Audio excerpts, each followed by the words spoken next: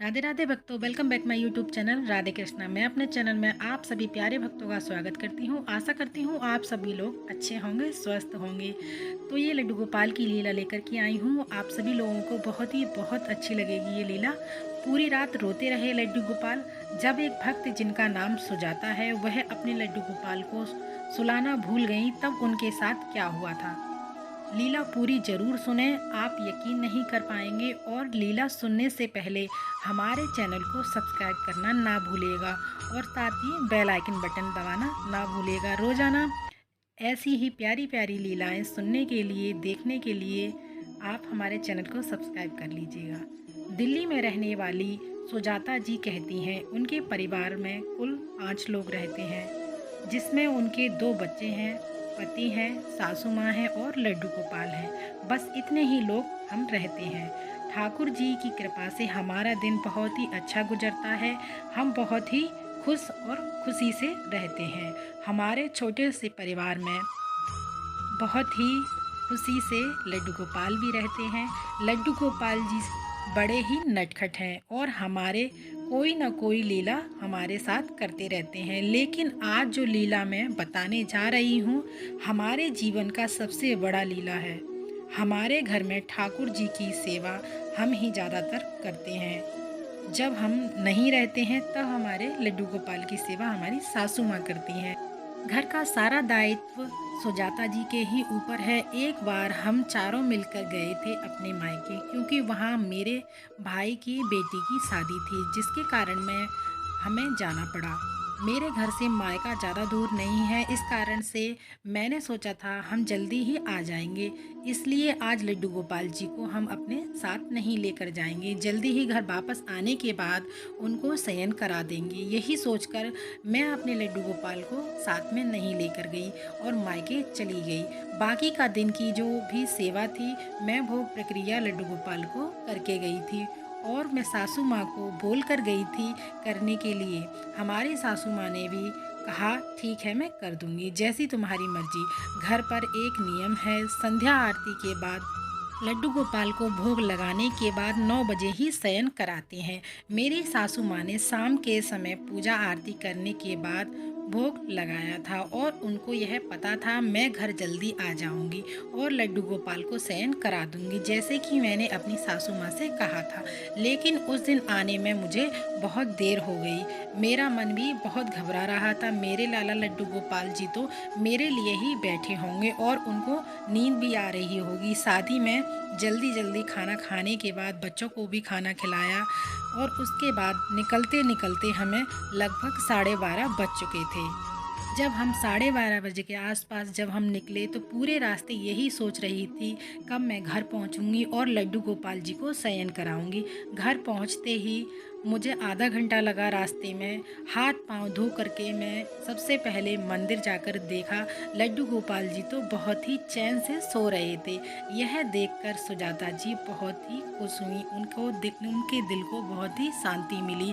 उनकी सासू माँ ने लड्डू गोपाल को सुला दिया था। मुझे तो बहुत चिंता हो रही थी, पर अच्छा ही हुआ, सासू माँ ने लड्डू गोपाल को सुला दिया। लड्डू गोपाल जी को शुभ रात्रि बोलकर वह अपने रूम में चली गईं और रात को वो सो गईं। और सुबह बोली अपनी सासू माँ से, मम्मी जी आपने बहुत ही अच्छा किया जो लड्डू गोपाल जी को शयन करा दिया।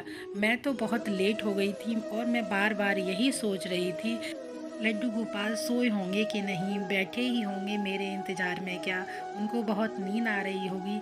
ये सब कहने के बाद जो उनकी सासू माँ ने कहा उसे सुनकर सुजाता जी हैरान रह गईं। सासू माँ ने बोला, मुझे तो याद ही नहीं था लड्डू गोपाल जी को शयन भी कराना है। मैं तो कब का 10:30 बजे सो गई थी, लेकिन मैंने एक अजीब सा सपना देखा। एक छोटा सा बच्चा जो मेरे सामने बैठा हुआ है और उसकी आंखों में बहुत नींद भरी हुई है और अपने छोटे छोटे हाथों से अपनी आंखों को रगड़ रहा है। मैंने उस छोटे बच्चे से पूछा, अरे क्या हुआ बच्चा, आप क्यों रो रहे हो और अपनी आंखों को क्यों रगड़ रहे हो, क्या आपको नींद आई है? तो वो बच्चा कुछ भी नहीं बोला, बस उसने सिर हिलाकर बोला, हाँ मुझे नींद आ रही है। तब मैंने उस बच्चे से कहा, तो आप यहाँ पर बैठे क्यों हो, जाकर सो जाइए। तब एक घटना और भी घटती है।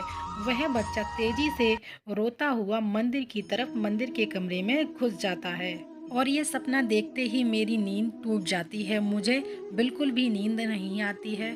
उसके बाद मैं उठकर देखती हूँ घड़ी में, तो 11:15 बज चुके होते हैं और मैं देखती हूँ घर में क्या बच्चे आ चुके हैं, पर बच्चे भी नहीं आए होते हैं। पर मैं बार बार वही सपने के बारे में सोच रही होती हूँ और सपने के बारे में सोचते सोचते सासू माँ को याद आता है वो बच्चा मंदिर की तरफ गया था। तो उसके बाद सासू माँ भी अपने कपड़े बदलने के बाद वो मंदिर में जाती हैं और लाइट जलाती हैं और देखती हैं कि लड्डू गोपाल तो वहाँ बैठे हुए हैं। उनकी आँखों में मानो बहुत ही नींद थी। उनका चेहरा एकदम से उदास था। उन्होंने ये सब देखा, तब उनको याद आया कि वो जो सपना था वो इनको याद दिलाने के लिए था कि मैं बैठा हुआ हूँ और मुझे सुला दो। उनकी आँखों में स्वयं ही लग रहा था, लड्डू गोपाल की आँखों में, कि जैसे नींद ही भरी हो उनकी आँखों में। ये सब देखकर सासू माँ को बहुत पछतावा हुआ, बहुत रोने लगी वो और मन ही मन कहती हैं, ये क्या लड्डू गोपाल जी अभी तक बैठे हैं, मैंने इनको शयन भी नहीं कराया। तभी याद आता है सुजाता जी बोल कर गई थी जल्दी आने की, लेकिन अब तक नहीं आई। तब मुझे याद आया सपने के बारे में। यह सब इसीलिए मुझे सपना आ रहा था। अब सब समझ में आ चुका होता है। वो छोटा सा बच्चा कोई और नहीं, हमारे घर के लड्डू गोपाल थे। मुझे समझ आ गया मुझसे कितनी बड़ी गलती हुई है, कितना बड़ा पाप हुआ है। लड्डू गोपाल जी जागे हुए हैं और मैं आराम से सो रही हूँ। यही सोचकर जल्दी से अपने वस्त्र बदलकर लड्डू गोपाल को भोग लगाती हैं, कुछ खाने के लिए देती हैं और फिर उनको शयन करा देती हैं। मुझे मन ही मन बहुत दुख हो रहा था, लेकिन मेरे पापों को खंडित करने के लिए लड्डू गोपाल ने ही स्वयं मुझे याद दिलाया था। सुजाता जी ने जब अपनी सासू माँ से ये सब लीला सुनी तो उनकी आंखों में भी आंसू आ गए। सुजाता जी भी अपने लड्डू गोपाल की लीला सुनकर बहुत चौंक गईं। आगे से अब हमेशा लड्डू गोपाल का ख्याल रखूंगी। लीला के कारण से वह अपने ठाकुर जी को अपने साथ ही लेकर जाती हैं ताकि उनकी सेवा में कभी कोई कमी ना रहे। अब आप बताइए ठाकुर जी की प्यारी सी लीला आप लोगों को कैसी लगी। अगर अच्छी लगी तो आपके दिल को स्पर्श की है तो वीडियो को ज़्यादा से ज़्यादा शेयर कीजिएगा। अगर आपके जीवन में भी कोई लीला घटित हुई है तो आप हमें कमेंट के ज़रिए बता सकते हैं, हम आपको व्हाट्सएप नंबर दे देंगे। तो आपको कमेंट ज़रूर करना है और साथ ही साथ ये ज़रूर बताइएगा कि आप लोगों को ये लड्डू गोपाल की लीला कैसी लगी। आप हमारे चैनल को सब्सक्राइब करना ना भूलिएगा और साथ ही साथ बेल आइकन बटन दबाना ना भूलिएगा। ऐसी ही प्यारी प्यारी वीडियोस देखने के लिए मिलते हैं अगली वीडियो में। तब तक के लिए आप सभी को मेरा राधे राधे, जय श्री कृष्णा।